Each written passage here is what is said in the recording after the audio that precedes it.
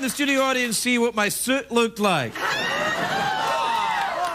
It seems to me, it's kind of like, what's the name of that thing that finds radiation? Geiger counter. It's like, it makes us, like, the audience are like, pretty quiet, and then suddenly...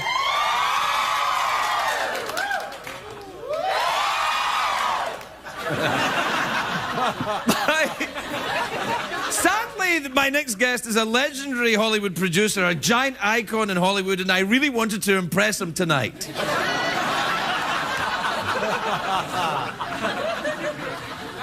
He's got a new film called The Untouchables. It's actually a very beautiful film. It's in theaters now. Take a look at this.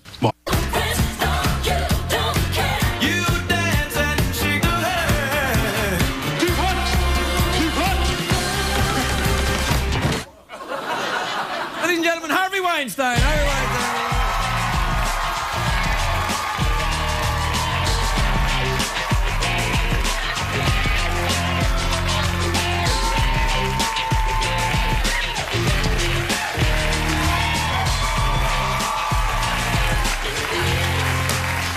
Harvey, it's lovely to see you. First of all, I'm very glad you wore a black suit, and also... we tried to create an authentic art house cinema feel for you this evening. More like a low budget thing. Well, it's low budget we do most nights, but this we have this kind of Lars von Trier, completely bleak look to it. I think it's. What do you think? I think it's great. Thanks, man. And thanks for being support. Listen, this film's beautiful. Thank you, Craig. It's beautiful. It's but it's in French. Yes. Yeah, you're gonna have a problem there. But there are titles. There are titles, but people. I mean, you got a lot of people going to resist the subtitled movies. Like, if I want to read, I read a blog. Yeah. But this movie is like, you know, the movies that I've done, like Life is Beautiful, the Roberto Benigni movie, like Amelie, you know, Cinema Paradiso, El Postino. And you know what? It's worth it to get their culture. First of all, anybody who sees this movie, as you know, it's a hilarious movie, and it's funny, a great feel-good movie, too. It's worth the subtitles. Yeah, it is. We should have subtitles on this show, I think.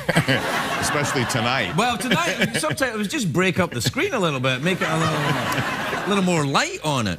You know, the way you're with your accent, I could have used some subtitles too. Hey. See,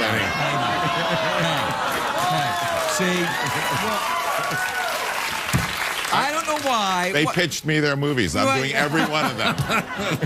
Do people pitch you movies? I greenlit the whole audience. People pitch you movies all the time. It's like your whole staff just did. Oh yeah, I know. Well, they're desperate to get out of here. But I have this idea for a movie. A guy and a robot skeleton live in a basement. Right. And they do a talk show. Mm-hmm. That's all I got. In the dark. In the dark, yeah. Right. Nobody watches it, but they fall in love, and then one of them learns things, and it's in French. Right. So. And who plays the robot? I don't know yet. Who plays the talk show host? I'm thinking Arsenio Hall. I think we got a chronic oor in the audience. I think that's what it is. Yeah. I'll greenlight it. Do you go and see your movie, like when you... Do you produce this movie, or did you This is a movie that we acquired it. You know, the movies that are international are a lot of the movies we acquired. Last year, you think subtitles are tough. Last year, I released The Artist. Did anybody see that movie? Yeah, it was a good movie, yeah. And it won this little thing called the Academy Award. Yeah, I never heard of it. And it didn't even have subtitles. That's true. It had nothing. People didn't even say anything. It was a silent movie. Yeah, no, I saw it. So I think this is a step up for us. I think if at least there's sound in this movie. I think though, if you'd have had dialogue in the Artist, it might have done a little better. Could have won an Oscar for that thing. It could have been the Avengers, right?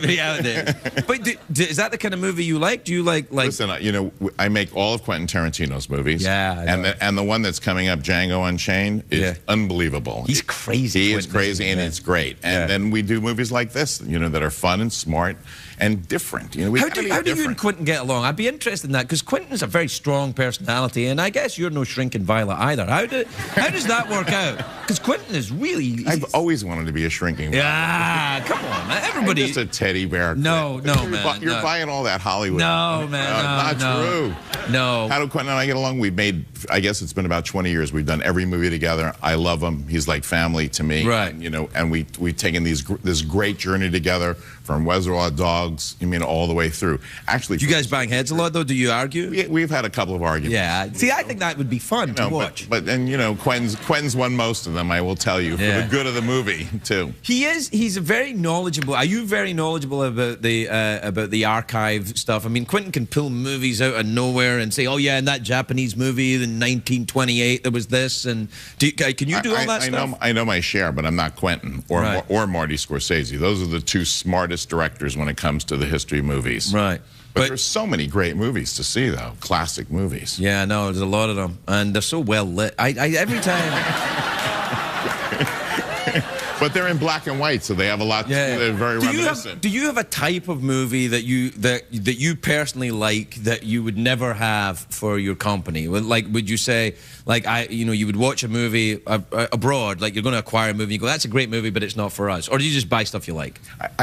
You know, when we're buying movies, I buy stuff we like, and when we produce movies, I just try to do something different. You know, you can still entertain an audience, you can still challenge an audience. I just think, you know, we're sick of predictable stuff. Right. I mean, you can see stuff, you go to a movie, every CGI movie looks the same. The guy always breaks up into black particles. Yeah, I mean, to me, that's boring. Whatever. I want to do something interesting, and in my movies, words are special effects. And I like the idea that people communicate. Yeah, that's nice. Yeah. He's asleep, folks. No, it's not. I think that the thing is, for me, a movie is got to be... Then again, I did Inglourious Basterds, Pulp Fiction. But a lot of killing going on. Inglourious Basterds is a great movie. It's a great movie. Do you know what I'm always surprised at? This is Brad Pitt. In that movie, Inglourious Basterds, that guy should have won an Oscar for that part. Listen, Brad Pitt should have won an Oscar a long time ago. I think so, too. Isn't he a terrific actor? He is a great actor. I think it's because he's so handsome that they go, he can't be that good. He's unbelievably good actor. And you have a lot in common with him. I do. Right? We're very handsome. And we've both not won an Oscar. Although I think his chances are a little better than mine. Slightly. Yeah. I have a new movie with Brad called Killing Them Softly. We premiered it in Cannes, and he's amazing in this movie. Maybe this will be the year that he does win. Well, he should. It's about time. And I'll tell the Academy you said so. Yeah, you do that. Harvey Weinstein.